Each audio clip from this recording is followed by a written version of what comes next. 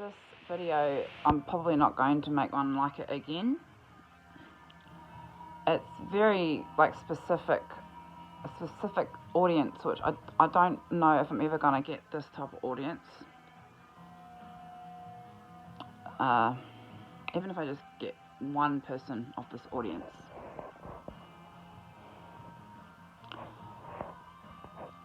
If you happen to watch my mythological imagination videos and you understand the place where I'm coming from, because I recognise this place in other artists, like comedians, like singers, songwriters, content makers online.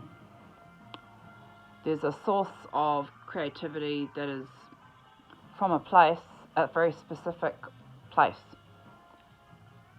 of the subconscious, maybe, that's related to where I'm getting my source of creative inspiration from.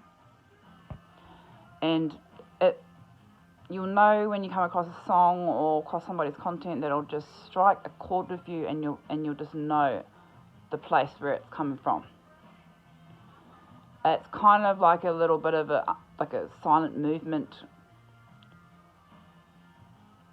when you recognise it. And also, if you happen to be a fucking Led Zeppelin fan and you know the song Battle of Evermore, okay, if you've actually listened to the words of that song and you just think, fuck, I know what the song is about, sort of. It helps if you're in touch with your ancestors, if you're in touch with your British ancestors, because you're from British lineage, or Western Europe, pre-colonization of the Romans, like Merlin times, Arthur Pendragon times, not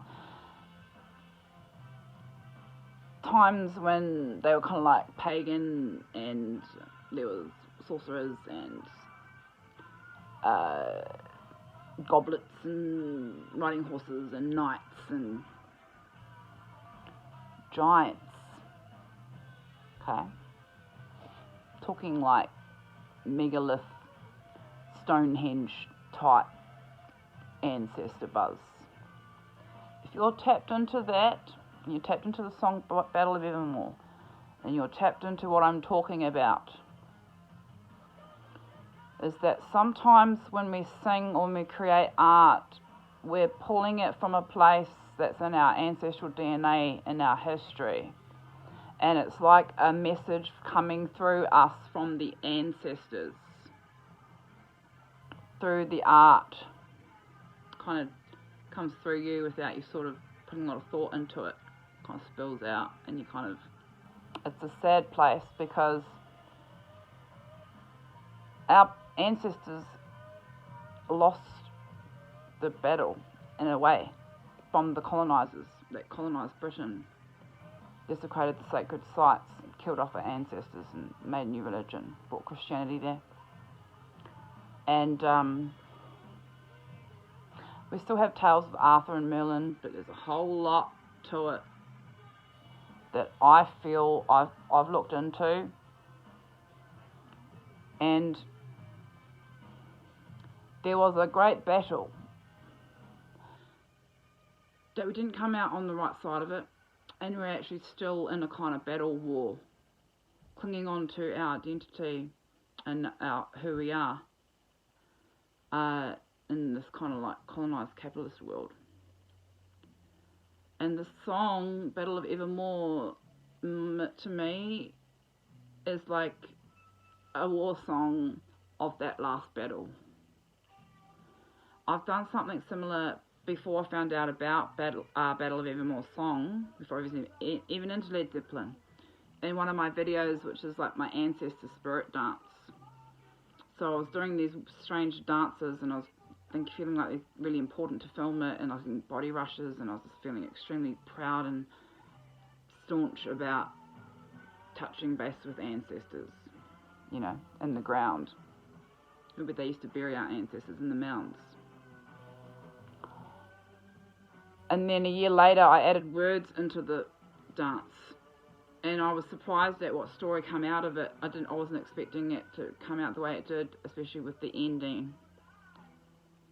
But basically, our ancestors are crying out to us to hear their songs and feel their pain. And it's their pain is our pain.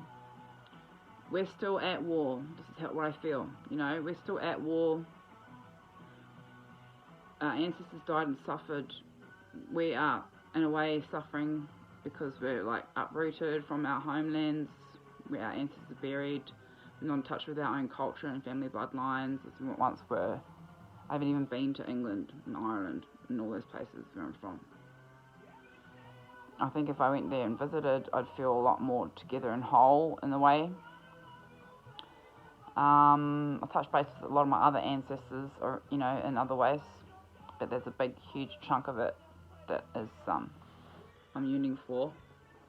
I call them Viking ancestors, but basically it's just Western Europe, pagan before we're Christianized.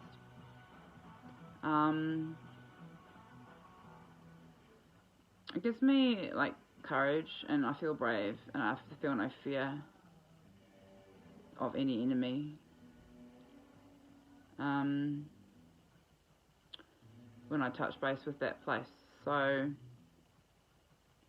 and I've seen it come out in other content developers, little like hints of a sentence or a word or an agenda that just slips through between the comedy, between the lines, and I think, they get it. They're in the battle too. They know it. So our ancestors foresaw this big battle event, and they knew that us, their future generations, would be severely affected by it negatively from that battle. They showed courage and bravery, and their song and their fight and their struggle is ours. Well, it's mine. I identify with it 100%. I'm still at war battling it. I don't really know how to go about the battle or the war other than just mourn, fight, battle, be imaginative, keep kind of trying to remind people of the message is that